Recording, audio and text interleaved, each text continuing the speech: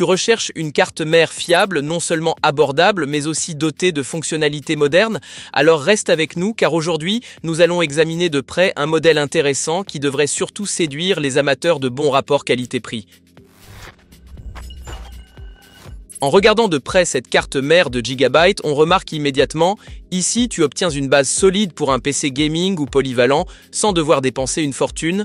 Elle repose sur le chipset AMD B550 parfaitement adapté aux processeurs Ryzen des séries 3000 et 5000 avec jusqu'à 128 Go de mémoire DDR4 répartie sur 4 slots. Tu es également bien préparé pour l'avenir. La partie M2 est particulièrement intéressante.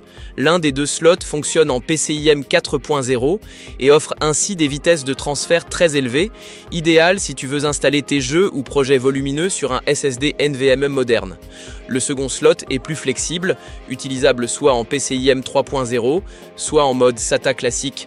À cela s'ajoutent 4 ports SATA, pratique si tu veux monter plusieurs disques durs ou SSD. La carte dispose aussi d'un slot PCIe 4.0 X16 renforcé pour ta carte graphique. Résultat, même avec un GPU puissant, tu es bien couvert. Côté connectique, la dotation de base est correcte. LAN gigabit via puce Realtek, HDMI 2.1 jusqu'à 4K à 60 Hz, plus une sortie DVI-D. Pour les périphériques, on retrouve des ports USB 3.2 Gen 1 ainsi que plusieurs USB 2.0. Un point fort est la fonction Q-Flash+, elle permet de mettre à jour le BIOS très facilement, même sans CPU, RAM ou carte graphique. Un avantage énorme si tu souhaites plus tard passer à une nouvelle génération de processeurs. Le refroidissement est également bien pensé avec SmartFan 5, 3 connecteurs pour ventilateur, 5 capteurs de température et une fonction pratique de fan stop garantissent un système frais et silencieux qui ne fait du bruit que lorsque c'est nécessaire. Évidemment, un peu de fun visuel est au rendez-vous. Avec RGB Fusion 2.0, tu peux gérer des effets LED et personnaliser l'éclairage de ton système, aussi bien avec des headers RGB classiques que des connecteurs adressables. Bien sûr, sur une carte mère abordable, il faut aussi faire quelques concessions. L'audio repose sur la puce Realtek ALC 887, suffisant pour un usage quotidien, mais si tu veux une qualité sonore haut de gamme, mieux vaut opter pour une carte son dédiée ou un DAC USB. De plus, le nombre de connecteurs pour ventilateur est limité à 3. Pour un boîtier richement ventilé, il faudra probablement des Y-splitters ou un hub de ventilateur. En résumé, cette carte mère est un véritable bijou en termes de rapport qualité-prix. Elle propose toutes les fonctionnalités essentielles pour le gaming, le streaming ou le travail.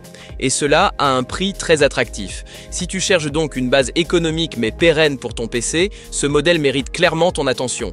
Comme toujours, tu trouveras les offres correspondantes en description de la vidéo. Alors, quels sont les points forts et les points faibles de cette carte mère? Avantages: support du PCIe 4.0 pour la carte graphique et le SSD M2, alimentation stable pour les processeurs Ryzen récents, mise à jour du BIOS possible sans CPU ni RAM, équipement solide avec RAM SATA et slot M2, headers RGB pour un éclairage personnalisé. Inconvénient: seulement 3 connecteurs, limite en gros setup, audio intégré assez limité, pas de Wi-Fi ni de Bluetooth intégré.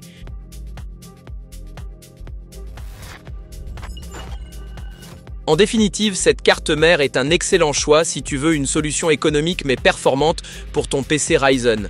N'oublie pas que les offres actuelles se trouvent en bas dans la description. Si la vidéo t'a plu, n'hésite pas à laisser un like, à t'abonner à la chaîne et à me dire en commentaire quelle carte mère tu utilises actuellement. À très bientôt.